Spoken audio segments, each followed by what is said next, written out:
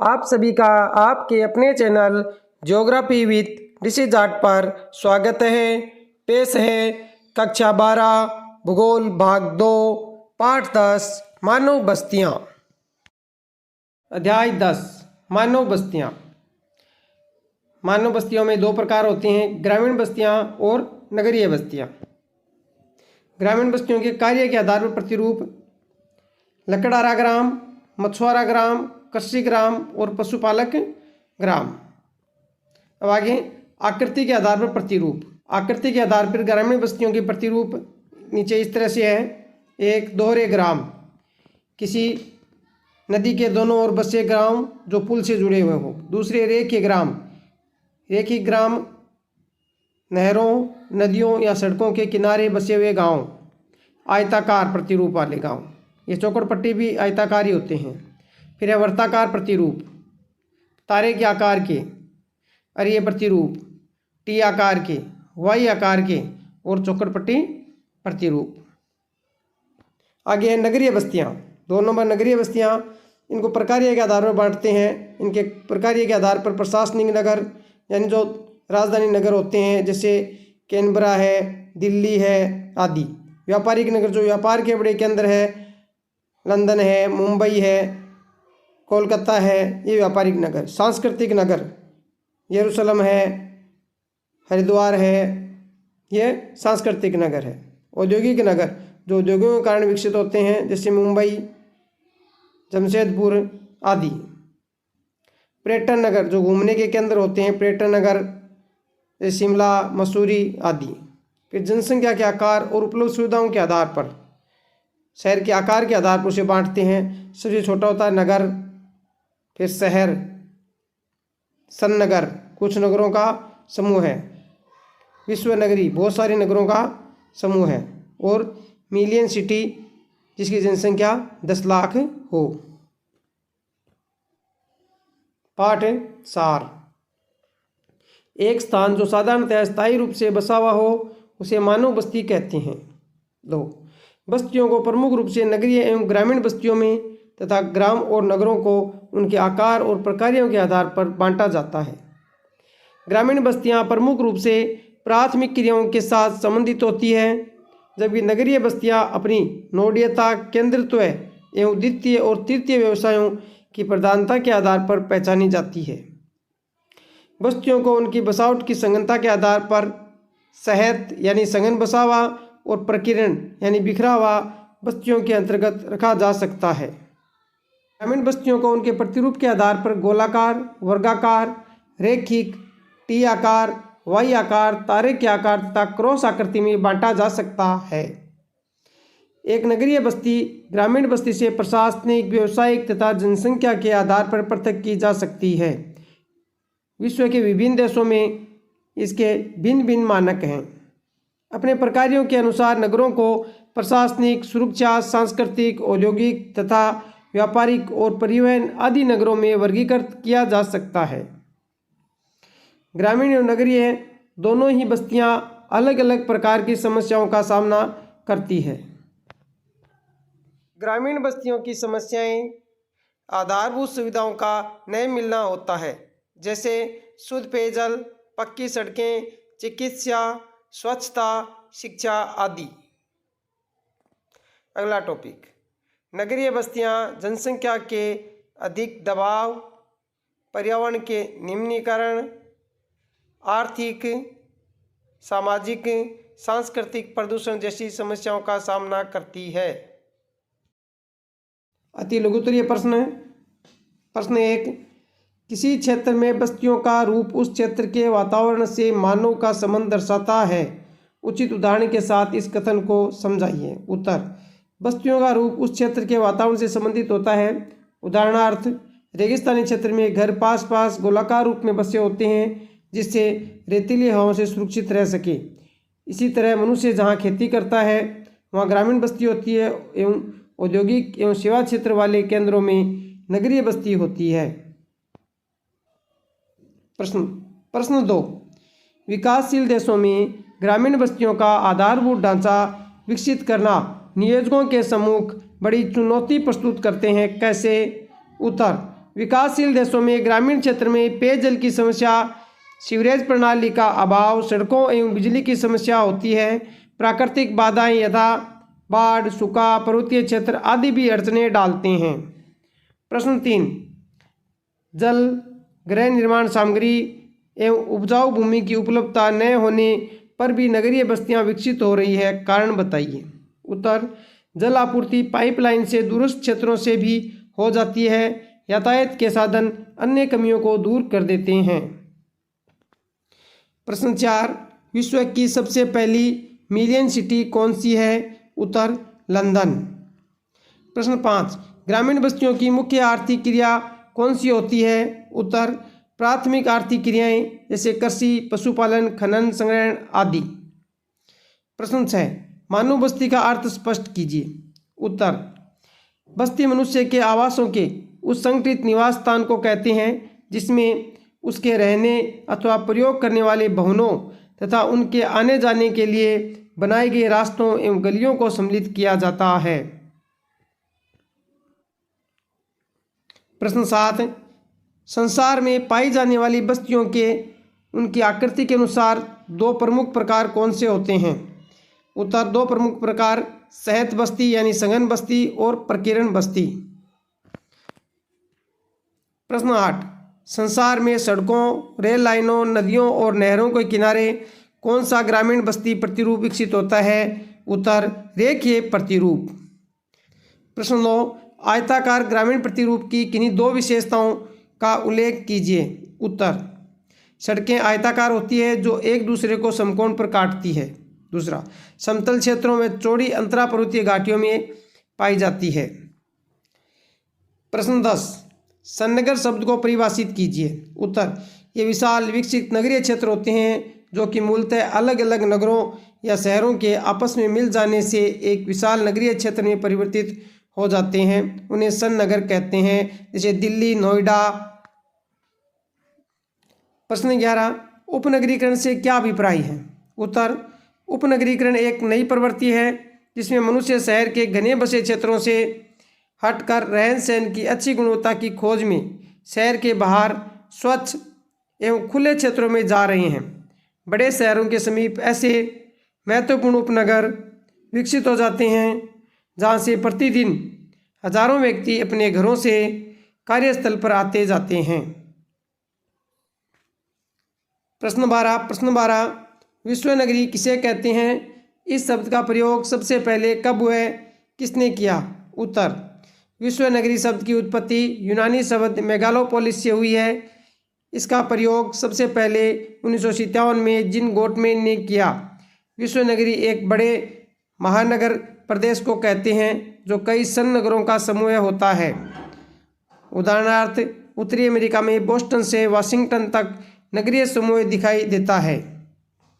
प्रश्न 13, विश्व का पहला मेगा सिटी कौन सा है और यह कब बना? उत्तर, विश्व का पहला मेगा सिटी न्यूयॉर्क 1950 में। थोड़े बड़े प्रश्न।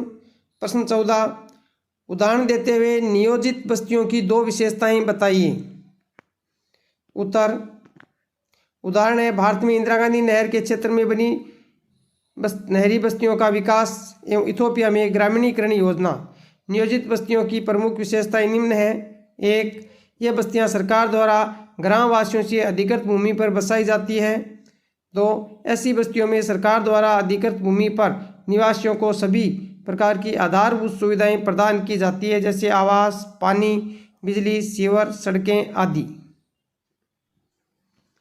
प्रश्न 15, बस्तियों के वर्गीकरण के क्या आधार हैं? किसी बस्ती को ग्रामीण कहे जाने के क्या आधार होते हैं? उत्तर, व्यवसाय तथा जनसंख्या के आधार पर बस्तियों ग्रामीण और नगरीय बस्तियों में वर्गीकृत किया जाता है। ग्रामीण बस्तियों का वर्गीकरण उनकी स्थिति, कार्य तथा आकृति के आधार पर किया जाता है। नगरीय बस्तियों का वर्गीकरण उनकी जनसंख्या, व्यावसायिक संरचना, प्रशासनिक व्यवस्था, अवस्थिति व आकृति के आधार पर किया जाता है। ग्रामीण बस्ती उसे कहते हैं जहाँ के निवासियों का मुख्य व्यवसाय प्राथमिक आर्थिक क्रियाओं से संबंध होता है, जैसे कृषि, पशुपालन आदि। इसके अतिरिक्त नगरीय बस्तियों की अपेक्षा यहाँ जनसंख्या कम होती है। ग्रामीण क्षेत्र निर्धारित करने के लिए विश्व के विभिन्न देशों में जनसंख्या की सीमा अलग अलग है। प्रश्न 16, किस प्रकार के नगर को आप स्वस्थ नगर की श्रेणी में रखोगे? उत्तर, विश्व स्वास्थ्य संगठन के अनुसार स्वस्थ नगर में निम्न विशेषताएं होनी चाहिए। एक, स्वच्छ व सुरक्षित वातावरण। 2, सभी निवासियों की आधारभूत आवश्यकताओं की पूर्ति। 3, स्थानीय सरकार में समुदाय की भागीदारी। 4, सभी के लिए आसानी से उपलब्ध स्वास्थ्य सुविधाएं। प्रश्न 17, इन दो चित्रों को ध्यान से देखना है। उपयुक्त आरेखों को ध्यान से देखिए और निम्नलिखित प्रश्नों के उत्तर दीजिए। इन बस्तियों के प्रतिरूपों का नाम क्या है? तो ध्यान से देखने में पता लगता है ए जो है ये रेखीय प्रतिरूप है। बी, इसको ध्यान से देखने में पता लगता है ये दोहरा ग्राम प्रतिरूप है। 2, ए आरेख की बस्तियां कहाँ पाई जाती हैं? अर्थात रेखीय आरेख की बस्तियां कहाँ पाई जाती हैं? रेखीय आरेख की बस्तियां नदियों, नहरों व सड़कों के किनारे पाई जाती है। 3, बी आरेख की बस्ती की प्रमुख विशेषताएं क्या है? ये बी आरेख जो हम देख रहे हैं, बी आरेख की प्रमुख विशेषताएं ये दोहरा ग्राम है। और दोहरा ग्राम होता है जो नदी या नहर के दो ओर बना होता है और किसी पुल द्वारा आपस में जुड़ा हुआ होता है। दोहरे ग्राम किसी नदी के दोनों ओर बसे होते हैं और इनका संबंध पुल या नाव से हो पाता है। प्रश्न 18, विकासशील देशों की अधिकतर आबादी ग्रामीण है, फिर भी यहाँ की ग्रामीण बस्तियाँ कई समस्याओं से जूझ रही है, स्पष्ट कीजिए। उत्तर, भारत, पाकिस्तान, बांग्लादेश जैसे कई देशों में ग्रामीण जनसंख्या कुल जनसंख्या के 50% से अधिक है। यही स्थिति विश्व के अन्य कई विकासशील देशों की है, किंतु इन देशों की ग्रामीण बस्तियां कई समस्याओं से जूझ रही हैं। ग्रामीण बस्तियों की समस्याएं। 1, विकासशील देशों में ग्रामीण बस्तियों में जल की आपूर्ति पर्याप्त नहीं होती। पर्वतीय एवं शुष्क क्षेत्रों में निवासियों को पेयजल हेतु लंबी दूरियां तय करनी पड़ती है। 2, जल जनित बीमारियों जैसे हैजा, पीलिया आदि सामान्य समस्या है। 3, दक्षिणी एशिया के देश प्राय बाढ़ एवं सूखे से ग्रस्त रहते हैं। 4, सिंचाई सुविधाओं का अभाव होने से कृषि कार्य प्रभावित होता है। 5, कच्चे सड़कें एवं आधुनिक संचार के साधनों का अभाव उनके विकास मार्ग में बाधा डालता है। 5, विशाल ग्रामीण जनसंख्या के लिए स्वास्थ्य एवं शिक्षा संबंधी पर्याप्त सुविधाओं का अभाव, शौच घर एवं कूड़ा कचरा निस्तारण एवं विद्यालयों का अभाव पाया जाता है। अंतिम, विकास के लिए अपेक्षित आधारभूत अवसंरचना का सदैव अभाव रहता है। 19, दीर्घ उत्तरीय प्रश्न है, आगे बढ़िए। प्रश्न 19, सभी आधारभूत सुविधाएं होने के बावजूद नगरीय बस्तियां कई समस्याओं का सामना कर रही है। अपने उत्तर की पुष्टि कीजिए। उत्तर, नगरीय बस्तियों की प्रमुख 4 समस्याएं बड़ी है। नंबर 1, विकासशील देशों में अधिकतर शहर अनियोजित है। विकासशील देशों में अधिकतर शहर अनियोजित है, अतः शहरों में लगातार प्रवास अत्यंत भीड़ की स्थिति पैदा कर देते हैं। विकासशील देशों के आधुनिक शहरों में आवासों की कमी, बहुमंजिले मकान, गंदी बस्तियों की वृद्धि प्रमुख समस्याएं हैं। 2 नंबर, आर्थिक समस्याएं। विश्व के विकासशील देशों में ग्रामीण व छोटे नगरीय क्षेत्रों में रोजगार के घटते अवसरों के कारण जनसंख्या का शहरों की ओर पलायन हो रहा है। नगरों में बड़ी संख्या में प्रवासी जनसंख्या के कारण अकुशल और अर्धकुशल श्रमिकों का जमावड़ा हो रहा है, जबकि इन क्षेत्रों में जनसंख्या पहले से ही चरम पर होती है। 3, सामाजिक और सांस्कृतिक समस्याएं। उपलब्ध शिक्षा और स्वास्थ्य सुविधाएं गरीब नगरवासियों की पहुंच से बाहर हैं। रोजगार की कमी और शिक्षा का अभाव अपराधों की वृद्धि दर को और अधिक बदतर कर रहे हैं। ग्रामीण क्षेत्रों में स्थानांतरित जनसंख्या में पुरुषों की अधिकता के कारण नगरों में लिंग अनुपात प्रतिकूल होता जा रहा है। 4, पर्यावरण संबंधी समस्याएं। विकासशील देशों में नगरों की विशाल जनसंख्या भारी मात्रा में जल का उपयोग करती है। परिणामतः जल में असाधारण कमी होती जा रही है। पीने के लिए, घरेलू और औद्योगिक उपयोग के लिए नगरों में जल की भारी कमी है और घरों, उद्योगों में पारंपरिक ईंधन के उपयोग से वायु प्रदूषण बढ़ रहा है। जनसंख्या को आवास प्रदान करने के लिए विशाल कंक्रीट ढांचे बनाए जाते हैं जो नगरों को उष्मद्वीप में परिवर्तित कर रहे हैं। 20, विश्व के विभिन्न भागों में आकृति के आधार पर ग्रामीण बस्तियों के 5 प्रमुख प्रतिरूपों का वर्णन करो, अथवा आकृति के आधार पर संसार में ग्रामीण बस्तियों के किन्हीं 5 प्रतिरूपों का वर्णन कीजिए। उत्तर 1, रेखीय प्रतिरूप। ऐसी बस्तियों का विकास सड़कों, नदियों, नहरों और रेल लाइनों के किनारे किनारे के साथ साथ होता है। देखिए चित्र में रेखीय प्रतिरूप, इस तरह का रेखीय प्रतिरूप होता है। दूसरा, आयताकार प्रतिरूप। ऐसी बस्तियों का विकास ऐसे स्थानों पर होता है जहां सड़कें एक दूसरे को समकोण पर काटती है। देखिए आयताकार बस्ती का प्रतिरूप, यह आयताकार बस्ती प्रतिरूप है।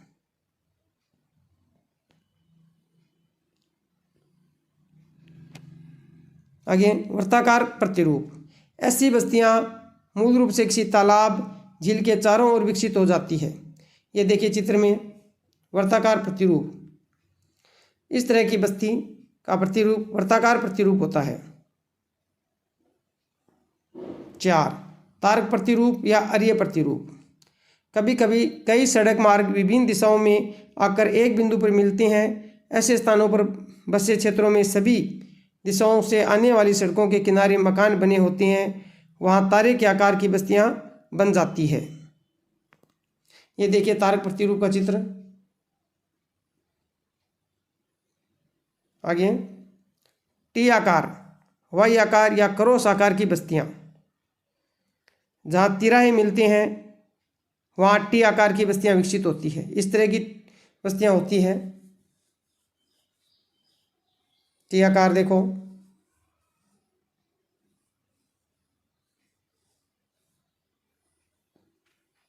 आगे, वाई आकार की बस्तियाँ वहाँ विकसित होती है जहाँ 2 मार्ग आकर तीसरे मार्ग से मिलते हैं। ये देखिए एक मार्ग और ये 2 मार्ग मिल रहे हैं, ये वाई आकार की बस्ती विकसित होती है। इस तरह से क्रॉस आकार की बस्ती, ये देखिए क्रॉस आकार, जहाँ 2 सड़कें आपस में इस तरह से क्रॉस करती है, समकोण पर न क्रॉस करके तिरछे क्रॉस करती है 2 सड़कें, तो ऐसी बस्ती का विकास होता है। देखो ये क्रॉस आकार की बस्ती। प्रश्न 21, ग्रामीण बस्तियों की स्थिति को प्रभावित करने वाली प्रमुख भौगोलिक परिस्थितियों का वर्णन कीजिए, अथवा संसार में ग्रामीण बस्तियों की अवस्थिति के लिए उत्तरदायी किन्हीं 3 कारकों की व्याख्या कीजिए। उत्तर, ग्रामीण बस्तियों की स्थिति को प्रभावित करने वाली भौगोलिक परिस्थितियाँ, पहली है जल की आपूर्ति। साधारणतया ग्रामीण बस्तियाँ जल स्रोतों या जल राशियों जैसे नदियों, झीलों एवं झरनों इत्यादि के समीप स्थित होती है। कभी कभी पानी की आवश्यकता लोगों को असुविधाजनक स्थानों जैसे दलदल से घिरे द्वीपों अथवा नदी के किनारे के निचले क्षेत्रों में बसने के लिए प्रेरित करती है। दूसरा कारक भूमि। भूमि मनुष्य बसने के लिए उस जगह का चुनाव करता है जहाँ की भूमि कृषि कार्यों के लिए उपयुक्त एवं उपजाऊ हो। किसी भी क्षेत्र में प्रारंभिक आदिवासी या मनुष्य उपजाऊ एवं समतल क्षेत्रों में ही बसते थे। दक्षिणी पूर्वी एशिया में रहने वाले लोग नदी घाटियों के लिए निम्न भाग एवं तटवर्ती मैदानों की निकट बस्तियां बसाते हैं, जो चावल की कृषि के लिए सहायक है। 3, उच्च भूमि क्षेत्र। 3, उच्च भूमि क्षेत्र। मानव ने अपने निवास हेतु ऊंचे क्षेत्रों को इसलिए चुना ताकि वहां पर बाढ़ के समय होने वाली क्षति से बचा जा सके एवं मकान एवं जीवन सुरक्षित रह सके। उष्णकटिबंधीय देशों में दलदली क्षेत्रों के निकट लोग अपने मकान स्तंभों पर बनाते हैं, जिससे कि बाढ़ एवं कीड़े मकोड़ों से बचा जा सके। 4, गृह निर्माण सामग्री। लोगों ने ग्रामीण बस्तियों को बसाने के लिए उन स्थानों को चुना जहाँ निर्माण सामग्री आसानी से उपलब्ध थी, जैसे लकड़ी तथा पत्थर आदि। चीन के लोइस क्षेत्र में वहाँ के निवासी कंदराओं में मकान बनाते थे। प्रश्न 22, नगरीय बस्ती किसे कहते हैं? विश्व की प्रथम नगरीय बस्ती किस नगर को कहा गया है? किसी बस्ती को नगरीय बस्ती निर्धारित करने के लिए विभिन्न देशों द्वारा प्रयुक्त मापदंडों की विवेचना कीजिए। उत्तर, नगरीय बस्ती वह बस्ती है जिसके निवासियों का मुख्य व्यवसाय द्वितीय, तृतीय एवं चतुर्थ गतिविधियों से संबंधित होता है। लंदन नगर को विश्व की प्रथम नगरीय बस्ती कहा गया है। नगरीय बस्तियों का वर्गीकरण। पहला, जनसंख्या का आकार। प्रथम, जनसंख्या का आकार।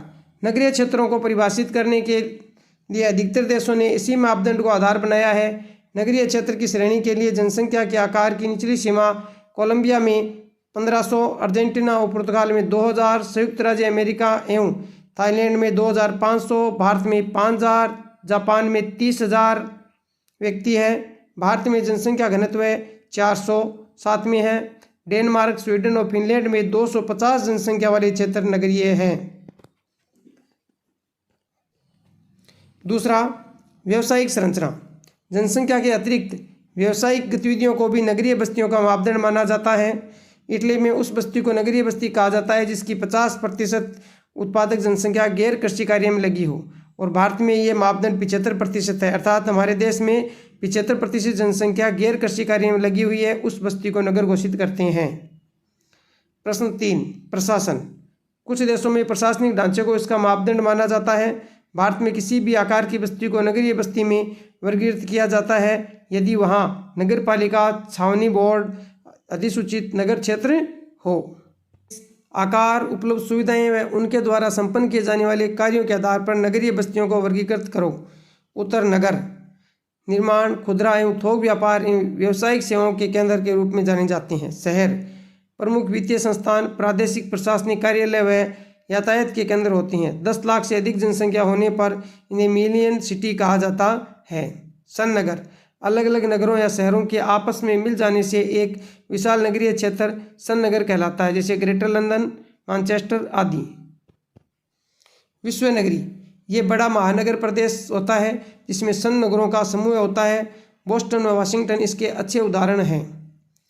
मिलियन सिटी, 1 मिलियन से अधिक जनसंख्या वाले शहर मिलियन सिटी कहलाते हैं, यानी 10 लाख से अधिक जनसंख्या वाले शहर जिनको हमारे भारत में महानगर कहते हैं। 1800 में लंदन सबसे पहला मिलियन सिटी बना। विश्व में 438 मिलियन सिटी है। प्रश्न 24, संयुक्त राष्ट्र विकास कार्यक्रम के नगर रणनीति में क्या प्राथमिकताएं बताई गई है? उत्तर, 1, नगरीय क्षेत्र नगरीय निर्धनों के लिए आश्रय स्थल में वृद्धि। 2, आधारभूत नगरीय सुविधाओं जैसे शिक्षा, प्राथमिक स्वास्थ्य, जल व सफाई का प्रबंध। 3, महिलाओं की मूलभूत सेवाओं तथा राजकीय सुविधाओं तक पहुंचने में सुधार। 4, ऊर्जा उपयोग तथा वैकल्पिक परिवहन तंत्र को उन्नत बनाना। 5, वायु प्रदूषण को कम करना। प्रश्न, नगरीकरण ने किन समस्याओं को जन्म दिया है? उत्तर, नगरीकरण ने निम्न समस्याओं को जन्म दिया है। वे निम्न है।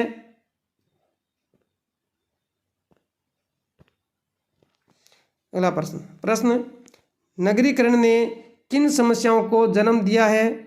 उत्तर, नगरीकरण ने जिन समस्याओं को जन्म दिया है वे निम्न है। प्रमुख समस्याएं: 1, आर्थिक समस्याएं। 2, पर्यावरण का ह्रास। 3, सामाजिक व सांस्कृतिक समस्याएं। 4, नगरों के आसपास बढ़ती मलिन बस्तियां।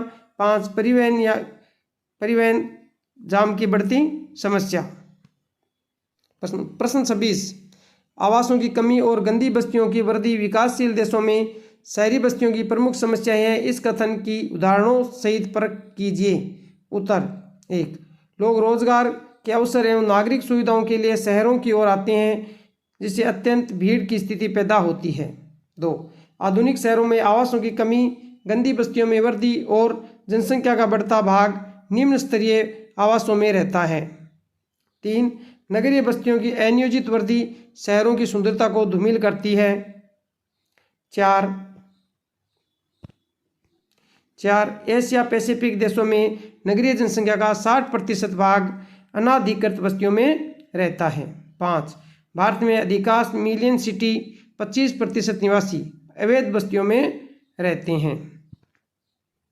प्रश्न 27, विश्व के विकासशील देशों में ग्रामीण बस्तियों की प्रमुख समस्याओं का वर्णन कीजिए। उत्तर, ग्रामीण बस्तियों की प्रमुख समस्याएं, मैं केवल टॉपिक बता रहा हूँ, वर्णन आपको करना है। पहली है जल की अपर्याप्त आपूर्ति। दूसरा, आधारभूत सुविधाओं का अभाव। तीसरा, शिक्षा व स्वास्थ्य संबंधी सुविधाओं का अभाव। चौथा, अनियोजित अनाधिकृत बस्तियों की बढ़ती संख्या। वीडियो पूरा देखने के लिए धन्यवाद। वीडियो को लाइक करें, शेयर करें और चैनल सब्सक्राइब नहीं किया है तो चैनल को सब्सक्राइब जरूर करें।